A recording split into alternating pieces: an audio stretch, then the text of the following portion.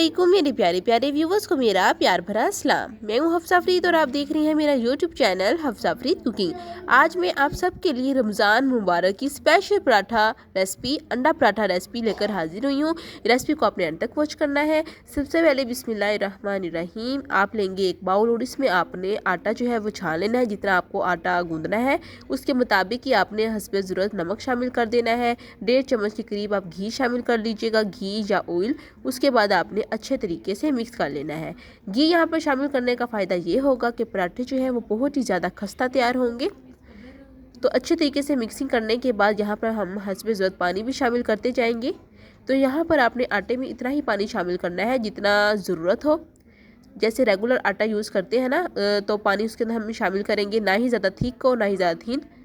बिल्कुल मुनासिब आटा जो है वो गूंद कर तैयार हो जाए। उसके बाद आपने 10 से 15 मिनट के लिए स्टे देना है।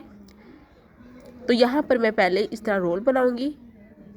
रोल करने के बाद हम इसके पेड़े बनाएंगे। तो पेड़े कितने साइज़ के बनाने हैं ये भी आप देख लीजिएगा। तो यहाँ पर ये देखें बिल्कुल इक्वल साइज़ के आपने इस तरह कटिंग कर लेनी है, सबका एक ही साइज़ हो। और फिर आपने इस तरीके से पेड़ा बना लेना है। और फिर आपने पेड़े बनाने के बाद 10 से 15 मिनट के लिए सटे देना है। और साथ ही आप सबसे गुजारिश है कि जो मेरे चैनल पर पहली दफ़ा आए हैं वो जल्दी से मेरे चैनल को सब्सक्राइब कर दें, लाइक कर दें और शेयर करना मत भूलिएगा। आपका बेहद शुक्रिया। तो देखिए सारे पेड़े बना लिए हैं। अब स्टे देंगे, इनको रखते हैं एक साइड पर। दूसरी तरफ हम स्टफिंग तैयार कर लेते हैं कि स्टफिंग हमने अंडा पराठे की किस तरीके से तैयार करनी है। हमने लेंगे एक बाउल और इसमें आपने शामिल कर देना 3 अदद अंडे। तो अंडे यहाँ पर मैंने पहले अच्छे से बॉईल कर लिए हैं। ये मेरे पास छोटा ग्रेट है, इसकी मदद से आपने सारे अंडे अच्छे से ग्रेट कर लेने हैं। ये बहुत ही स्पेशल रेसिपी है। इस तरह की स्टफिंग जब आप तैयार करेंगे तो आप पराठे जो हैं पेड़े उनको आप स्टोर करके फ्रीज़ करके रख सकते हैं। तमाम अंडों को अच्छे से ग्रेट कर लिया है। अब इस पॉइंट पर हम शामिल करेंगे आलू। तो मैं यहाँ पर आधा किलो आलू ले रही हूँ। इनको भी मैंने पहले अच्छे से बॉईल कर लिया था।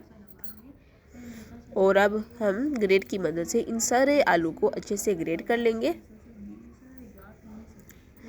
स्टफिंग की बहुत ज़्यादा रेसिपीज़ मेरे चैनल पर मौजूद है, आप उन रेसिपीज़ को देख लीजिएगा।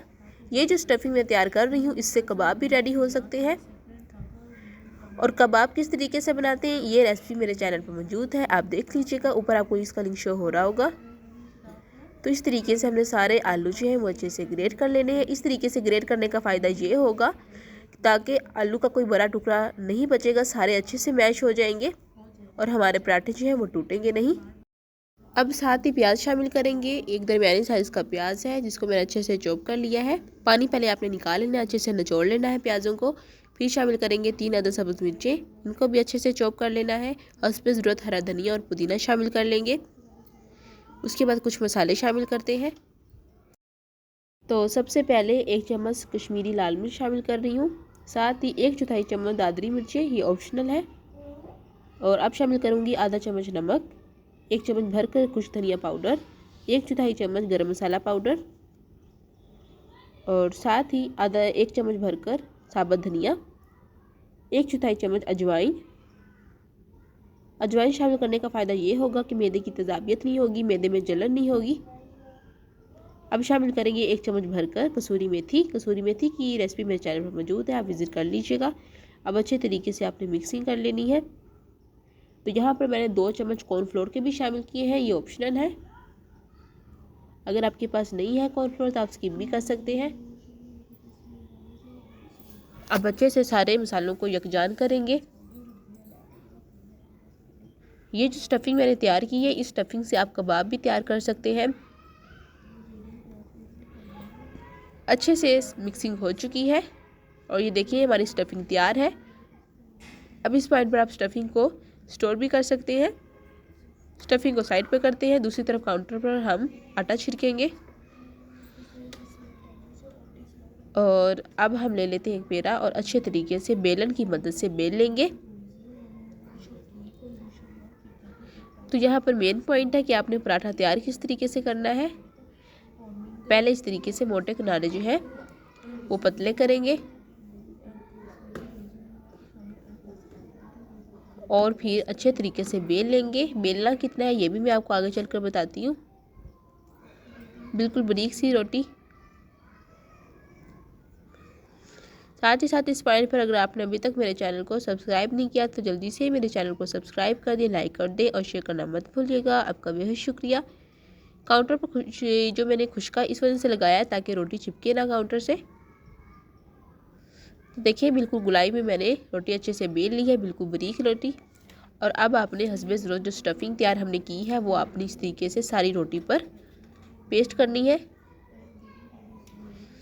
जितनी स्टफिंग आपको चाहिए। तो इस तरीके से हम पूरी रोटी पर फैला लेंगे बहुत ही एहतियात से। तो ये देखिए माशाल्लाह से सारी रोटी पर स्टफिंग जो है वो मैंने सेट कर ली है।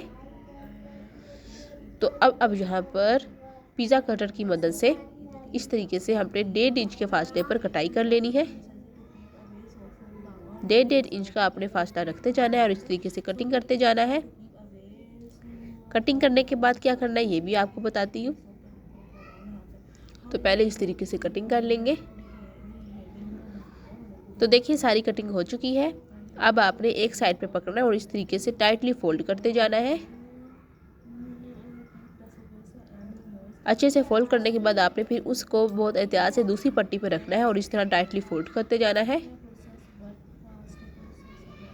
तो अब ये एक पराठा जो मैंने तैयार रोटी जो है उसके अब 2 पेरे बन जाएंगे। अब आपको कितना बड़ा पराठा बनाना है उस लिहाज से आप पेरा बना सकते हैं। तो यहाँ पे ये मैं 2 पेरे बनाऊंगी और इसको रख दूंगी साइड पर। इस तरीके से आपने सारे पेरे बना लेने हैं बिल्कुल इसी तरीके से। तो ये देखिए माशाल्लाह से मैंने सारे पेरे अच्छे से तैयार कर लिए हैं। अब इस पॉइंट पर आप जो है स्टोर कर सकते हैं बिल्कुल पाइपिंग शीट में डाल के।